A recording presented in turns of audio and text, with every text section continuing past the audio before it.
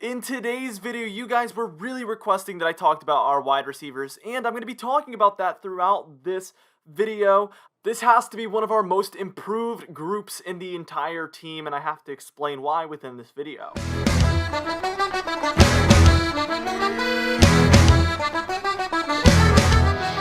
So my style of doing this one, we're just going to go down the depth chart, my prediction on what the depth chart is going to look like for the wide receiver group, just talking about who's number 1, 2, 3, 4, 5, and then beyond.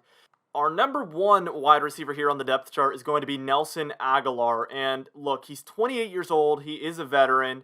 He played for Philadelphia there from 2015 all the way until 2019.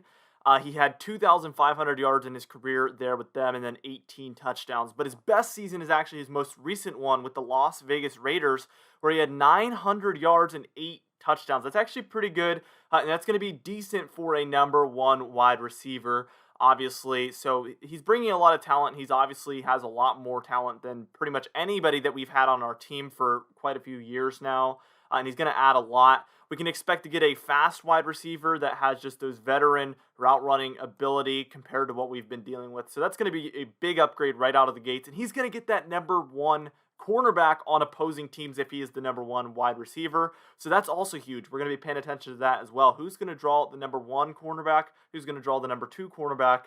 And how's that going to open up our passing offense? Number 2 is going to be Kendrick Bourne. He's another free agent signing, and we got him from the 49ers. He's been an okay wide receiver for the 49ers, and he's coming off of his best season, actually, 667 yards, and he's coming off of 2 touchdowns, though, so we would like to see more touchdowns from him. But overall, the yards there is pretty good. 13.6 yards per reception isn't bad either for a 25-year-old wide receiver. I could see him potentially, obviously, developing into a better player than he is right now, which is also really good news. I think he's going to play really great as a number 2 wide receiver. Obviously, those numbers aren't bad for a number 2 wide receiver. So I'm feeling good about him as well. So that's wide receiver number 1 and number 2. They're going to draw the top 2 cornerbacks, and they both come in the free agency. So this is why I'm calling it probably the most improved position, because our 2 starters are likely going to be new players. So we're going from night and day here. This is going to open up a lot for our 2 young wide receivers. Jakobi Meyers coming in at number 3. He was probably our best wide receiver last season, and now he's coming in at number 3. So that's going to actually open up a lot of potential for him. Usually people would see dropping down the depth chart as a bad thing, but for this point in his career, I think it's going to be a good thing. He's probably going to be a really good slot wide receiver for us, I'm assuming. And that's going to be great for the development of his career because he's going to get the number 3 cornerback. Not 1, not 2, number 3 likely, which means he's going to be going up against, well, not quite as good of a cornerback. That's going to allow him to do a lot better potentially. And actually, he's probably one of the players I'm the most excited to see this season. That's one of my future video ideas is I want to make a video about probably like the top 10 players I'm most excited to see this season that have a lot of potential to do great things. So let me know. Leave a like down below if you want me to make that video. How about that? Leave a like down below, and I'll be making that video soon. Number 4, N'Keal Harry. Talking about a player that has so much to prove this season. He's dropped probably from the number 1 or 2 position on our wide receiver depth chart to number 4. So this should open up opportunity for him to play a lot better against worse cornerbacks, really.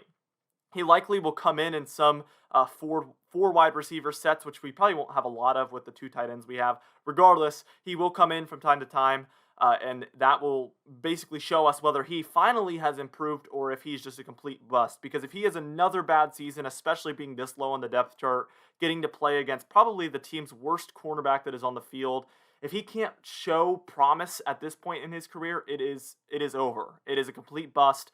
This is a make or break season for him. This is a boom or bust season, and I'm going to be watching him closely because he has a lot to prove, really. Number 5, Gunnar Olszewski. Very excited to see this player come in. He's another slot guy that could play really good. He has shown some promise throughout his career, and I do expect to see some of him coming on the field Obviously, when you're number 5 on the wide receiver depth chart, you will come in, but it's just not going to be super common. A few times per game, I expect to see him, and he could climb up the depth chart a little bit depending on how N'Keal Harry plays and Jakobi Meyers, although I do expect Jakobi Meyers to play pretty consistently good. As we saw last season, we saw pretty good consistency from him. I think he could climb up to the number 4 depth chart position, though. Gunnar Olszewski, a good player for us, and I'm really, really excited to see what he has to show. Again, another player that really is going to have better opportunity because he's going to be playing against less talented defenders, going up against him. Now, number 6 and beyond, this is just kind of your honorable mentions. Probably 2 of these guys will make the roster. Matthew Slater is basically a guarantee to make the roster, probably. Marvin Hall, Trey Nixon, Isaiah Zuber, Devin Smith, and then Christian Wilkerson. I think if I have to make a guess on who makes the roster out of these people, I think it's Matthew Slater and probably Trey Nixon just because we drafted him, so he's going to have the upper hand there. Marvin Hall could be a wild card as well to make the roster. But usually a team isn't going to carry, 8 wide receivers, 9 wide receivers. So a few of these guys, or a couple of these guys at least, will be getting cut before the regular season, obviously. Again, Matthew Slater is like a 99% chance to make the roster. Everybody else, it's basically prove it. So we're going to see in the preseason a lot of these guys playing, a lot of these guys getting cut, and I'm very excited to see how competitive this gets. But basically that top 5, 1, 2, 3, 4, 5 is set in stone. Those guys are going to make the roster.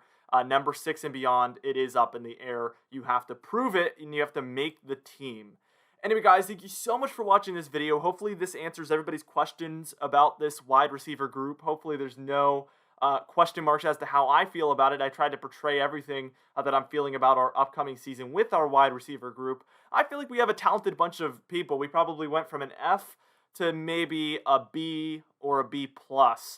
So that is a huge improvement there. Obviously, Nelson Agholor and Kendrick Bourne are very talented players.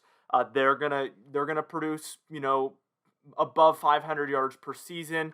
They will get quite a few touchdowns. Jakobi Meyers and N'Keal Harry, they're gonna have better opportunity this year. So I do expect both of those players to actually take a significant jump or leap above what they were before, because now they're getting to play against less talented defenders. I've mentioned this many times throughout this video. Although if they don't take that leap, that's probably a very bad sign. And I think if anybody is going to have that happen, it would be N'Keal Harry, unfortunately. But I would love to see him take a step up and finally be worth that first-round pick that we used on him. There's a lot to prove there for him this season. I'm actually excited to watch him this season and see what happens with that. With that being said, guys, I have a few more positions that I want to go over with this series. Let me know which one you want to see first, but I think I'm going to do tight ends next, and then I'm probably going to go over the quarterback group, which will be fun, just talking about how I feel about each and every one of those, and just my predictions on who's going to start at what point. Running backs is another one that's going to be very competitive, and I think we have a lot of talent at that position, so that one's going to be a great one. And also, I don't think I've talked about the defensive line. Really, I might go over all of these positions again. I obviously made some videos about the linebackers. I made some videos about the defensive backs and everything, but I really want to make another video on those using this depth chart, kind of me going over my predictions for the depth chart. So leave a like if you want me to keep making videos like this, and leave a comment which positional group you want to see me talk about next in this style. Let me know in the comments down below, and I will surely be trying to bring whichever one you guys want to see the most. Anyway, thank you so much for watching this video. Be sure to destroy the like button to help me grow this channel as I'm just starting out here. We're trying to grow this thing rapidly because I'm trying to bring you guys daily uploads, if not every few days. So I'm trying to frequently bring you guys videos. Sometimes I run out of ideas, but for the most part, there's a lot of things to talk about until the preseason. So I think I'm going to have an easier time making videos coming up here soon, guys.